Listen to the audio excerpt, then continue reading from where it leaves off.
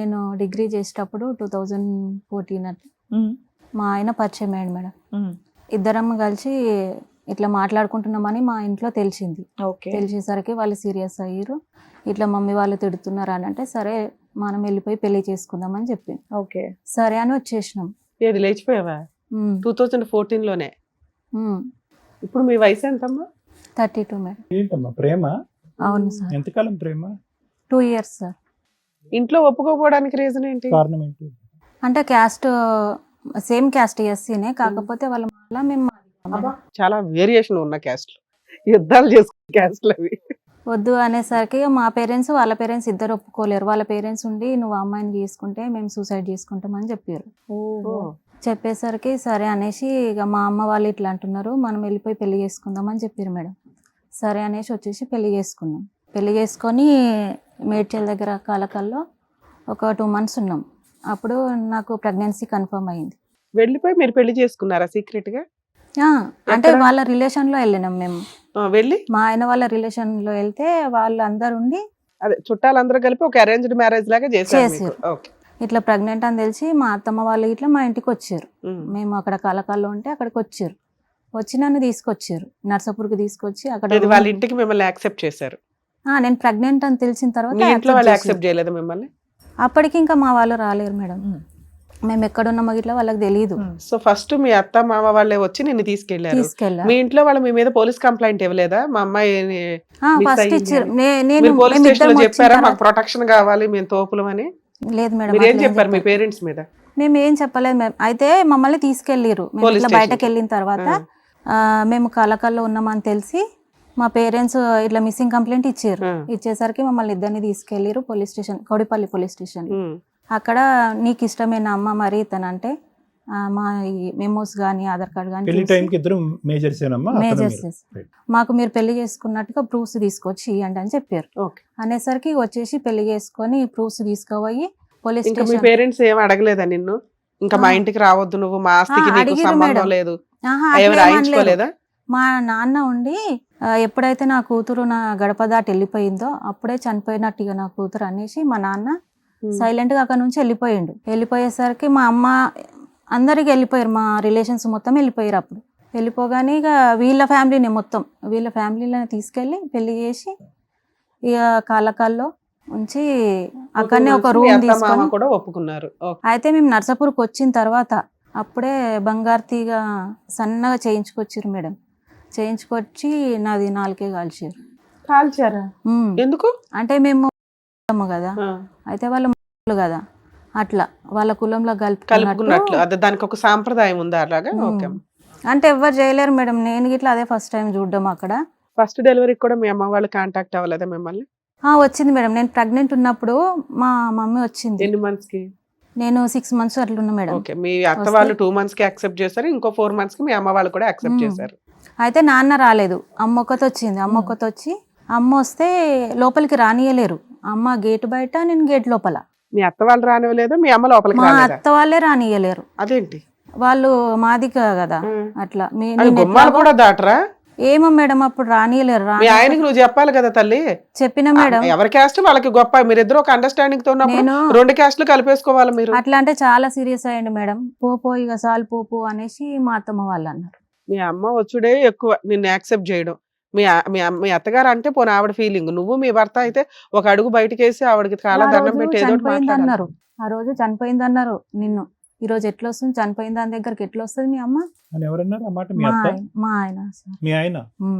అప్పటికి ఇంకా 1 year తిన్నగా అవల 1 year కాలేదు మేడం. నేను డెలివరీ అయిన తర్వాత అప్పటికి 2 times వచ్చింది, కానీ 2 times బయట నుంచి బయటకి వెళ్ళిపోయింది మేడం. 1.5 month కు మా అత్తమ్మ వాళ్ళ సొంత సిస్టర్ కోడలు, అంటే మా ఆయనకు వదిన అవుతుంది, తనతో మాట్లాడడం స్టార్ట్ చేసింది మేడం. ఇట్లా ఎందుకు మాట్లాడుతున్నావు ఆమెతోటి, నీకు వదిన అవుతుంది, నువ్వు ఎందుకు మాట్లాడుతున్నావు అని అంటే నేను మాట్లాడతలేను, వాళ్ళది ఏదో గొడవ అయిందంట, దానికోసం నాకు చెప్పడానికి ఫోన్ చేసింది. ఎంతకాలం పెళ్ళైన ఎంతకాలంకి ఇది ఈ ఫోన్ కాల్ కాన్వర్సేషన్?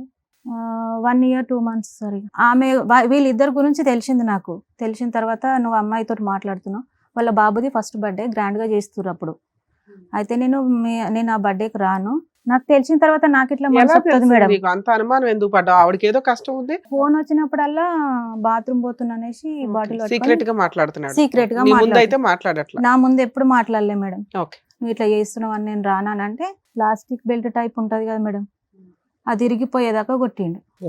అది ఇరిగిపోయింది. మా అత్తమ్మ అడ్డం వస్తే మా అత్తమ్మకు ఒకటి దాకింది. మా అత్తమ్మ వాళ్ళ సిస్టర్ అక్కడనే ఉంటారు. ఫంక్షన్ కి, బర్త్డే ఫంక్షన్ కి రానంటేనే నేను రానంటే సో అక్కడ వాస్తవం లేనటువంటి సబ్జెక్ట్ మీద నువ్వు అనుమానం పడుతున్నావు కదా. ఉంది సార్, ఏముంది? ప్రూఫ్స్ ఏమైనా ఉన్నాయి? ప్రూఫ్స్ ఉన్నాయి మేడం. బాత్రూమ్ లోకి వెళ్ళటం, ఫోన్ పట్టుకోవటం, ఫోన్ పట్టుకుని వాళ్ళ కాకుండా రికార్డ్స్ ఇట్లా ఉన్నాయి మేడం. Right. చాలా సార్లు ఇట్లానే గొడవ అయితే ఇది రీసెంట్ గా జరిగింది మేడం. వాళ్ళ కాల్ హిస్టరీ మొత్తం. కానీ నువ్వు అప్పుడు అతను నిలదీసి అడిగినప్పుడు ప్రూఫ్స్ ఉన్నాయా మీకు? అప్పుడు ప్రూఫ్స్ ఏం లేవు, ఓన్లీ కాల్సే. బర్త్డే పార్టీకి మీ ఆయన మీ అత్త వాళ్ళు వెళ్ళారా? అందరం వెళ్ళినాం మేడం. నువ్వు కూడా వెళ్ళావా? తన్నులు తిని అంత దెబ్బలతో వెళ్ళావా? తీసుకెళ్ళండి మేడం. రాకపోతే మంచిగా ఉండదు, నా ఇజ్జత్ తీస్తున్నావు, నువ్వు రాకపోతే నేను ఇప్పుడు డైవర్స్ ఇచ్చేస్తానన్నాడు మేడం. 2017లో మా మమ్మీ వాళ్ళను అప్పుడు పిలిచిర్రు. ఇక మీ మమ్మీ వాళ్ళతోటి మేము ఇల్లు కొంటున్నాం మేడం. ఇల్లు కొంటే మీ మమ్మీ వాళ్ళను పైసలు అడుగు ఇల్లు కొందామని చెప్పారు. ఇల్లు ఈ 3 years లో మీ అమ్మ వాళ్ళ ఇంట్లోకి రావడం ఏదైనా జరిగిందా? జరగలేదు. డబ్బులు ఎట్లా అడుగుతారమ్మా మీరు? ఇప్పటి నుంచైనా కల్పిస్తా, మీ పేరెంట్స్ ఫైనాన్షియల్ సపోర్ట్ చేస్తే మీరు వాళ్ళు కలవచ్చు అని చెప్పేసరికి సరే అనేసి వాళ్ళు వచ్చారు. వచ్చిన తర్వాత ఇట్లా బాగానే చూసుకుంటున్నాడు అమ్మ, మరి ఇట్లా అడుగుతున్నాడు అనేసి నేను అడిగిన. మా ఊరు వాళ్ళ పెద్దోళ్ళని తీసుకొచ్చి అమౌంట్ ఒక 2 lakhs అట్లా సెట్ చేసారు మేడం. సెట్ చేసేసరికి ప్రస్తుతానికి 1 lakh ఇచ్చారు. పంటలు అయిన తర్వాత ఒక 1 lakh ఇస్తామని టైం పెట్టిరు, ఒక 6 months. మా అమ్మని కలిసేసి నేను ఇంటికి వచ్చేసిన. మా అమ్మ నాకు మార్కెట్ ఉందిరా నేను వెళ్తా అనేసి వెళ్తుంటే టాటా ఏసీ మేడం యాక్సిడెంట్ అయ్యి చనిపోయింది. మీ అమ్మగారు? మా అమ్మ చనిపోయింది సార్. 1 lakh ఇచ్చారు. ఈ లోపు ఇన్సిడెంట్ జరిగింది. తర్వాత మేము దినాలకని పోయినాం. 5 days చేసారు మేడం. దినాలకని పోయేసరికి మా నాన్నది ఒక చెయ్యి ఒక కాళ్ళు వేస్తలేదు, పెరాలసిస్ లాగా వచ్చింది. పెరాలసిస్ లాగా వచ్చేసరికి ఇక ఆడ కార్యక్రమం అయిపోగానే మా నాన్నని తీసుకొని మళ్ళీ గాంధీకి వెళ్ళిపోయాను. గాంధీకి వెళ్ళిపోయి 1 week అయ్యిందో లేదో మా నాన్న ఇట్లా డెడ్ బాడీని మరి భార్య చనిపోయిన 1 week కి భర్త చనిపోయాడు. అంటే అమ్మ చనిపోయిన బెంగళ అమ్మ. మా అమ్మ 30కి చనిపోతే మా నాన్న నెక్స్ట్ month 10కి చనిపోయాడు. అది ఆ మానసిక వేదనలో చనిపోయాడు అతను కూడా. చనిపోయాడు సార్. అయితే వాళ్ళు ఇద్దరు చనిపోయిన తర్వాత మా అమ్మది గోల్డ్ ఉంటది కదా మేడం, ఆ గోల్డ్ కోసం ఇట్లా కొట్టిండు మేడం నన్ను. అయితే ఎక్స్ప్రెస్ అది గవర్నమెంట్ బస్ కదా మేడం, దాని నుంచి ఇట్లా కొంత డబ్బు వచ్చింది. ఆ డబ్బులు తీసుకురా, ఈ గోల్డ్ తీసుకురా అనేసి 1 month ఇట్లా కాలేదు మా మమ్మీ వాళ్ళు చనిపోయి. టార్గెట్ ఏంటమ్మా? అర్జెంట్ గా ఇల్లు కట్టాలి అంతేనా? ఇల్లు కొన్నాం సార్. ఈ డబ్బులన్నీ ఎందుకు పట్టుబడుతున్నాడు అతను? ఏమో సార్, అదంతా నాకు తెలియదు. అది అప్పు అయితే అయ్యింది బాగానే. దేనికి? ఇంటికి కాదు సార్, ఇంటికి అయ్యింది. తీర్పేసుకున్నాడు మంచిగా, క్యాబ్ నడిపిస్తాడు. ఇంకేం అప్పు? ఆయన డబ్బు కావాలి, తన హక్కుగా అడుగుతున్నాడు, అల్లుడు అనే ప్రాసెస్ లో అడుగుతున్నాడు. డబ్బు కావాలి. అయితే నేను తీసుకురానని చెప్పేసరికి కొట్టేసరికి వాళ్ళ తమ్ముడు ఉండి, వాళ్ళు ముగ్గురు మేడం, వాళ్ళ తమ్ముడు ఉండి సీరియస్ అయ్యిండు. నువ్వు ఎందుకు కొడుతున్నావు, డబ్బుల కోసం మేము ఇష్టం ఉంటే తీసుకురాని లేకపోతే లేదనేసరికి సైలెంట్ గా ఊరుకున్నాం. సో అట్లీస్ట్ మీ మరిది ఒకడు భారవత్వంగా మాట్లాడాడు. అయితే ఇంట్లో ప్రాబ్లమ్స్ ఎక్కువైపోయి ఫైనాన్షియల్ గా, సరే నువ్వు డ్యూటీకి వెళ్ళు అని అన్నాడు మేడం. అంటే నేను డ్యూటీకి వెళ్ళిన 2 years అట్లా చేసిన మేడం. ఎంత వచ్చేది? నెలకు వచ్చేసి 12,000 అట్లా వచ్చి. ఎవరో మేడం నాకు తెలీదు. అయితే మేము గాగిలపూర్లో వర్క్ చేస్తుంటే నేను బండి మీద ఎక్కొస్తుందిరా నీ పెళ్ళాము, డ్యూటీకి ఎందుకు పంపిస్తున్నావు అని ఎవరో చెప్పారంట. చెప్పేసరికి నా ఫ్రెండ్స్ ఇట్లా బండి మీద ఎక్కొస్తున్నావు అని చెప్పారు. మాకు అసలు బండ్లు ఇట్లా అవైలబుల్ ఉండేది సార్. గుమ్మడిదల్లలో బస్ ఉంటుంది సార్ మాకు. Company bus sir. కంపెనీ బస్సే తీసుకెళ్తుండే, వాళ్ళే డ్రాప్ చేస్తారు. అదే నాకు ఇట్లా తెలియదు సార్. మరి ఎవరో అతను చెప్పింది, ఆ చెప్పిన వాళ్ళని తీసుకురావచ్చు కదా, మరి నా ముందు అడిగిపిస్తే నేను ఇట్లా క్లారిటీ ఇస్తుంటే కదా అనేసి అంటే వద్దొద్దు ఇట్లా నా ఇజ్జత్ పోతుంది వద్దు అని అంటే సరే అనేసి మా మరిది పెళ్ళికి నేను మానేసినగా. వాళ్ళ ఫ్రెండ్స్ని తీసుకొస్తుండే మేడం, మంచిగా దాపించుకొని ఇంటికి తీసుకొస్తుండే. హైదరాబాద్ షిఫ్ట్ అయిపోయారు మీరు. ఇక్కడ ఏం చేద్దామని? మా ఆయన క్యాబ్ నడిపిస్తాడు. మీరు ఏమైనా పని చేశారా? లేదు మేడం, ఇక్కడనే నడిపిస్తాడు, కొంచెం దగ్గర అవుతుంది అనేసి ఇక్కడ తీసుకొచ్చిండు. తీసుకొచ్చేసరికి అట్లా ఇక ఫ్రెండ్స్ని తీసుకొస్తే నువ్వు ఫ్రెండ్స్ని తీసుకురాకు ఇంటికాడ అంటే అత్తమ్మ మామ ఇట్లా అందరు ఉంటారు, నువ్వు వీడికి తీసుకురాకు, నేను ఒక్కదాన్ని ఉంటా మంచిగా ఉండదు అని చెప్తే అట్లనే తీసుకొస్తుండే. నైట్ అంతా తాగుతుండే ఒక్కొక్క రోజు. అయితే ఈవినింగ్ అయ్యేసరికి క్యాబ్ బుక్ చేసిండంట వాళ్ళకు, నర్సాపూర్ నుంచి వచ్చారు వాళ్ళు. క్యాబ్ బుక్ చేసిండంట. వాళ్ళు వచ్చేసరికి ఆ క్యాబ్ వచ్చేసరికి కింద నిలబడ్డారు, మేము ఉండే అపార్ట్మెంట్ కింద నిలబడ్డారు. నిలబడి నేను లోపల ఉన్నా, మా బాబేమో మా దగ్గర టీవీ లేకుండే, మా పక్క రూమ్లో టీవీ చూస్తున్నాం. అయితే వచ్చేసి మెడబట్టి బయట గెంటేస్తున్నాడు మేడం వచ్చిగా. డిస్కషన్ ఏం లేదు ఇంకా అక్కడ. మెడబట్టుకొని బయటకు 3 times అట్లా గెంటేసి, నువ్వు ఎందుకు గెంటేస్తున్నావు, అసలు ఏమైంది అని అంటే, నువ్వు ఇట్లా కథలు పడుతున్నావు అంటే ఆల్రెడీ వాళ్ళ ఫ్రెండ్స్లో ఎవరో ఒకళ్ళు నా దగ్గరకు వచ్చి వెళ్ళిపోయారని ఫిక్స్ అయిపోయింది తను. ఓకే, వాళ్ళ ఫ్రెండ్స్ తో ఒకరికి నీకు అక్రమ సంబంధం ఉందని మీ ఆయన అట్లా డౌట్. మేడం. కదా ఎలా ఫిక్స్ అయ్యాడమ్మా? ఏమో అడిగాడా సార్. నిన్ను? ఆడితో నీకు ఉందా అని అడిగాడా? తాగినప్పుడు అంటాడు సార్, నీకు అంటాడా? ఎవడో ఉన్నాడు, ఎవడో నీకెవడో. కాదు, ఈ ఫ్రెండ్ తో ఉన్నదని ఎలా అనుకున్నా? అట్లా అనలేడు. అయితే పైన బాల్కనీ ఉంటది మేడం, అక్కడ ఒక అతను మా రూమ్ పక్క అన్న నిలబడ్డాడు. నిలబడేసరికి వీళ్ళ ఫ్రెండ్ అనుకున్నాడు.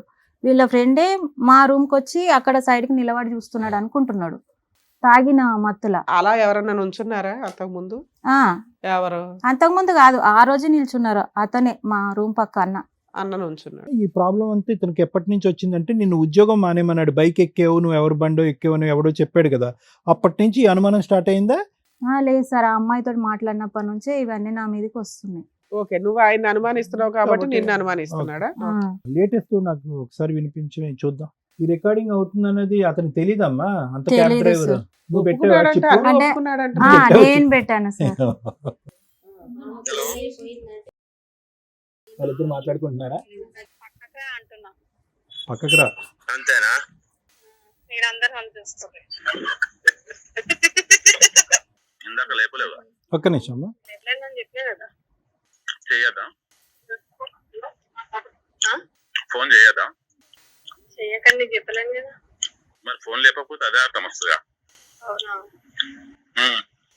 పని ఉండే నాకు. అక్కడ కూడా ఉంటుందా పని? డ్యూటీకి వచ్చి తెలుస్తారా ఏంది? అంతేనా? ఇంటికి పోయిన తర్వాత కూడా ఫోన్ చేస్తున్నావు కదా, ఉమ్. అప్పటికే ఇంటి దగ్గరకు పోయినా. ఉమ్. నాకు ఫోన్ వస్తుందని ఫోన్ చేస్తున్నా. అమ్మో. ఇది అడ్వాన్స్డ్ బ్యాచ్ అనమ్మా, డౌటే లేదు. వీళ్ళు చాలా సీనియర్స్. కూర్చో, నువ్వు అమాయకురాల్లో దొరికేవు, కానీ వాడి స్టైల్, వాడు మాట్లాడేది ఏంటి, మేడం, నువ్వు ఫోన్ బ్లాక్ నేను చేస్తున్నావు. తెలిసి ఫస్ట్ టైం కాల్ రికార్డ్స్ విన్నప్పుడు హ్యాంగ్ చేసుకున్నా మేడం, తట్టుకోలేక. హ్యాంగ్ చేసుకుంటే ఒక 2 minutes అయితే నేను చనిపోతుంటే. కాదమ్మా, హ్యాంగ్ చేసుకున్నప్పుడు ఒకసారి పిల్లల వైపు చూడలేదా? నాకు అది అంత గుర్తు రాలేదు మేడం. గుర్తురాదు. పిల్లలు గుర్తురారు. గుర్తురారు. అప్పుడు తల్లిదండ్రులు గుర్తున్నారు, ఇప్పుడు పిల్లలు గుర్తురారు. స్టోరీ 1 ఉన్నప్పుడు బాబుని కన్నావు, స్టోరీ 2 ఉన్నప్పుడు బాబుని కన్నావు. వాళ్ళిద్దరిని పక్కన పెట్టేసి నువ్వు మాత్రం మంచి తాడు తెచ్చుకుని 2 minutes ఉంటే కనుక ఇప్పుడు నిన్ను చూసి మేము జాలిపడేవాళ్ళు. వాడు ఒక పెద్ద ముదురుగాడు, నువ్వేమో వచ్చి అయ్, ఎంతసేపు మీ కష్టాలు మీయే. ఆ రోజున అమ్మా నాన్న గుర్తురాలా, పోలీసులు ప్రొటెక్షన్ కావాల్సి వచ్చింది. ఈ రోజు పిల్లలు గుర్తురాలా, మిమ్మల్ని కన్నా వాళ్ళు గుర్తులేరు, మీరు కన్నా వాళ్ళు గుర్తులేరు. ఎవరు కూడా బలంతం పట్టుకుని బెత్తం తీసుకొచ్చిన అక్కడ కాపురం ఎందుకు చేయవు అని ఎవరూ అనలే. అప్పుడు ప్రేమ అనేది నీ కోరికే, ఇంట్లోంచి పారిపోవటం అనేది నీ ఆలోచనే, ఇంతకాలం ఇలా ఉండాలి అనేది కూడా నీ ఆలోచనే. కాబట్టి ఈరోజు బయట వ్యవస్థ ఏదో ఈ అమ్మాయిని వచ్చి బలవంతంగా అక్కడ కాపురం చేయిస్తుంది అనేటటువంటి ఆలోచన, భయం అనేటటువంటిది అక్కర్లేదు. వాడేం చండశాసనం కాదు, ఆడొచ్చి నిన్నేం పీకలేడు. ఈరోజు అక్కడి నుంచి నువ్వు పిల్లల్ని ఎత్తుకుని వచ్చేసినందుకు వాళ్ళ హ్యాపీగా జల్సా. ఇప్పుడు వరకు ఇల్లు ఖాళీ లేదు, ఇప్పుడు ఇల్లు ఖాళీ అయింది, డైరెక్ట్గా వచ్చేస్తుంది ఆవిడ. సో కాబట్టి అలాంటి వ్యక్తికి బయట ఉండి ఎలా బుద్ధి చెప్పాలి, మనోధైర్యంతో నా కాళ్ళ మీద నిలబడిది, నా పిల్లల్ని నేను ఎలా కాపాడుకోవాలి, నేను ఏ ఉద్యోగం చేసుకోవాలి, అవకాశం ఉంటే కనుక, వయసు ఉంటే కనుక, ఆలోచన ఉంటే కనుక, తెలివితేటలు ఉన్నాయి కాబట్టి పై చదువు ఏమన్నా చదువుకోవచ్చా, నా యొక్క రిజర్వేషన్తో కానీ ఇంకా ఏమైనా పైపెచ్చి నేను ఏమైనా చదువుకోవచ్చా, ఈ గాడిలో నీ ఆలోచన పడాలి. ఓకేనమ్మా, ఈ గాడిలో నీకు ఆలోచన. సో దానికి నీకు ఫైటింగ్ స్పిరిట్ రావాలి. ఫియర్ కాంప్లెక్స్ అనేది బ్రెయిన్లో తీసేసే. Nobody can stop you. Sky is the limit అంటారు కదా, ఆకాశమే హద్దు. అది నా రిక్వెస్ట్ ఏంటంటే, నువ్వు ఒక 1-2 years అయితే గ్యాప్ తీసుకో. నీ పవర్ ఏంటో అతనికి తెలియాలంటే నువ్వు ఇండివిడువల్గా బతికి చూపించాలి. 2, జాబ్ చేసుకోండి, మీ ఆలోచన విధానం మారుతుంది. ఓకే, నేను బానిసని కాదు, నాకు ఆయన సింహాసనం పక్కన ఒక మహారాణిలాగా అవకాశం ఉంది అని. నిజంగా మీ ఆయన మారాడు అని నీకు అనిపించిన రోజు మళ్ళీ ట్రాప్లో పడిపో. మాకు ఇస్తే ఇంకో ఛాన్సు, లేదా పిల్లలకి నీకు ఏదైనా ఫుల్ అండ్ ఫైనల్ సెటిల్మెంట్ వచ్చే వరకు ఒక 2-3 years ఫైట్ చేసి కాంపెన్సేషన్ తీసుకుని మ్యూచువల్గా విడిపోండి. అతను మిమ్మల్ని థ్రెట్ చేస్తున్నా, పిల్లల కోసం ఫోర్స్బుల్గా వచ్చినా మీరు ప్రొటెక్షన్ తీసుకోవచ్చు సార్. తల్లి డొమెస్టిక్ వైలెన్స్ కేసులోను 498లోను ఈ 2 ఫ్రీ కేసులు. ఇప్పుడు మీరు మీ అక్క వాళ్ళ ఇంటి దగ్గర ఉంటున్నారు కాబట్టి ఇవాళ రేపట్లో మీరు ఒకసారి పోలీస్ స్టేషన్కి వెళ్ళి మీ హస్బెండ్ మీద కంప్లైంట్ ఇవ్వండి. మిస్సింగ్ కంప్లైంట్ స్టేజ్లోనే విత్డ్రా అవుతుంది. ఒకవేళ ఎఫ్ఐఆర్ అయినా క్లోజ్ అయిపోద్ది, అసలు మీరు వెళ్ళాల్సిన అవసరం కూడా లేదు. ఈ పోలీసులు వాళ్ళకి చెప్తారు. ఇంకా దారుణమైన కష్టం అనిపించింది అనుకోండి, హైకోర్టులో లీగల్ సెల్ అథారిటీ ఉంది, వాళ్ళ కాంటాక్ట్ అవ్వండి. లేదా మా వాళ్ళ కాంటాక్ట్ అయితే నేను ఏదైనా హెల్ప్ చేస్తాను మీకు. ఓకేనా? ఆల్ ది బెస్ట్ తల్లి.